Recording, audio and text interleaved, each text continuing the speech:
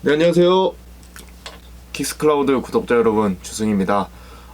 오늘은 제가 빈손입니다. 이게 빈손인 이유는 오늘은 리뷰가 아니라 그냥 제 이야기를 좀 해볼까 해요. 제가 겪어온 대한민국의 스니커 시장의 변화에 대해서 한번 얘기를 해보려고 합니다. 저는 올해로 20주년이 됐어요. 중학교 2학년 때 처음 신발을 좋아하기 시작했으니까 올해로 딱 20년이 됐습니다. 제가 오늘 영상에 남기는 내용들은 지극히 제가 겪었던 주관적인 이야기이기 때문에 지역마다 편차가 있을 수 있고 개인이 겪었던 이야기이기 때문에 조금 다른 부분들이 있을 수 있습니다. 그 점 양해 부탁드리고 들어주시면 감사하겠습니다. 일단 바야흐로 1998년, 99년 그 시즌이었던 것 같아요.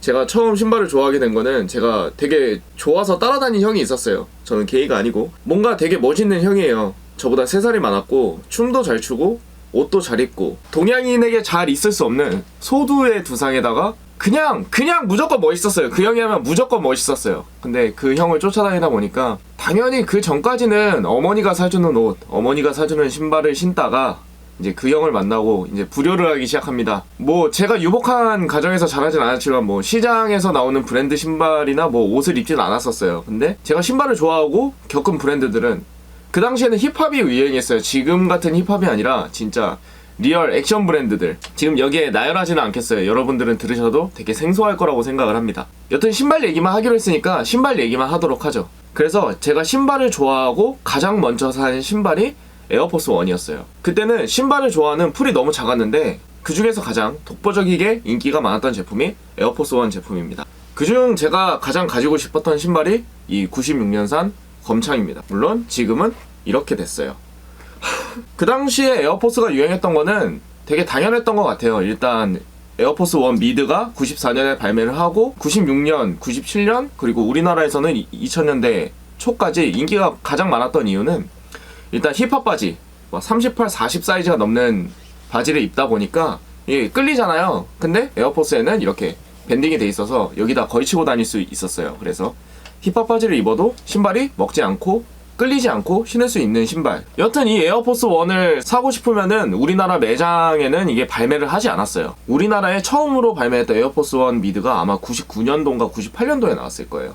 여튼 그 당시에 나이키 코리아는 지금 여러분들이 생각하는 나이키 코리아가 아니에요. 물건을 갖고 올 수 있는 능력이 없는 건지 아니면은 그런 제품들을 갖고 와도 팔 수 없다고 생각했는지 모르겠지만 여튼 그 포스가 발매하기 전까지는 우리나라에서 신발을 살 수 있는 방법은 멀티샵에 가는 거였습니다. 이런 에어포스 1을 구매하려면은. 근데 멀티샵에 가면은 진짜 지금 생각해보면 도둑놈들이에요. 지금의 한화 가치로 따지면은 그 당시에 멀티샵에서 팔던 이런 신발들이 50만원, 60만원씩 했어요. 지금으로 따지면 100만원씩 하는 거죠. 에어포스 1이 아무리 한정판이라 그래도 요즘에 100만원짜리가 잘 없잖아요.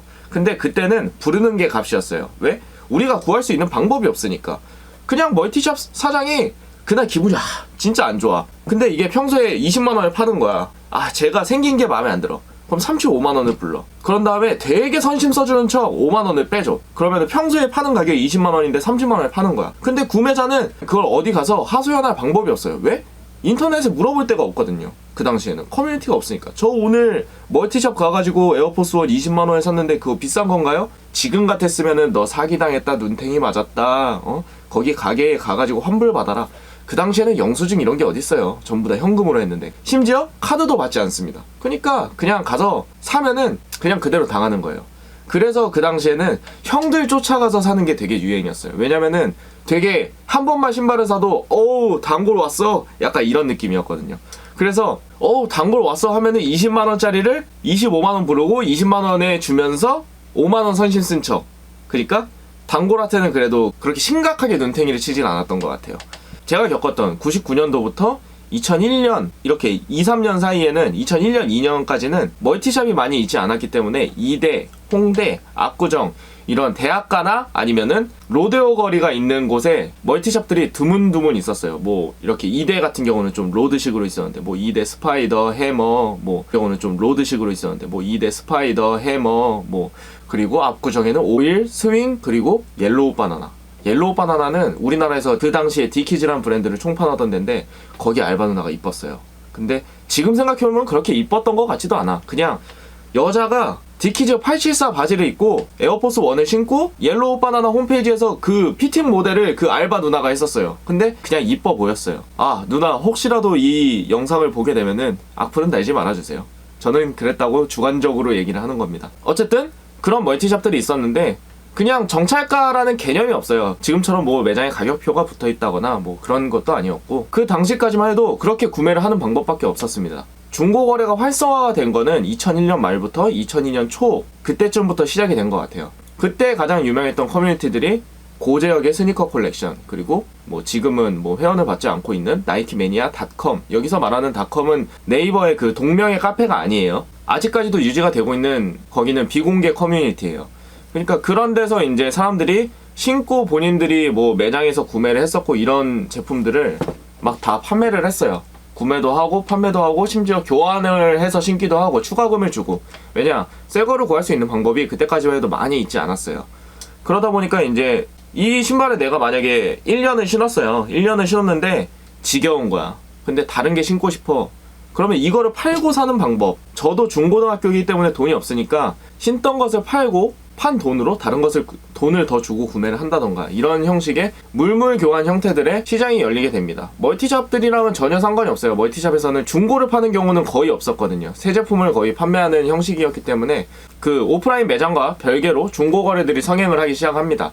그렇게 되면서 직거래 문화가 활성화가 되고, 저 같은 경우는 그 당시에는 택배를 믿지 못해가지고 신발을 살려고 전철을 2시간 동안 타고 간 적도 있었어요. 뭐 요즘도 그렇게 하시는 분들이 있겠지만, 그렇게 시간이 흘러서 이제 소비자들도 많이 똑똑해지기 시작합니다. 2004년, 2005년쯤 되니까 멀티샵에서 눈탱이를 당하고 구매하는 사람들이 많이 적어졌어요. 왜냐면은 인터넷의 커뮤니티가 원체 발달을 하다 보니까 여기는 가품을 판다, 여기는 가격이 눈탱이다, 이런 정보들이 스스로 공유가 되니까 어느 멀티샵은 되게 잘 되고 어느 멀티샵은 진짜 망해버리고 스스로 경쟁하면서 가격을 내리다가 다 같이 망하는 경우까지도 생겼어요. 2004년, 5년쯤 되니까 나이키 코리아가 조금씩 정신을 차리기 시작합니다. 해외에 릴리즈 되는 제품들도 조금씩 국내에 들어오기 시작했고, 우리나라에도 편집샵 개념, 멀티샵이 아닌 편집샵 개념의 리테일 매장들이 생기기 시작합니다. 뭐 카시나와 같은 매장들이 그렇게 우후죽순으로 생기는 편집 매장들의 거의 원조격이라고 할 수 있겠네요. 뭐 그런 매장들이 좀 생기기 시작하면서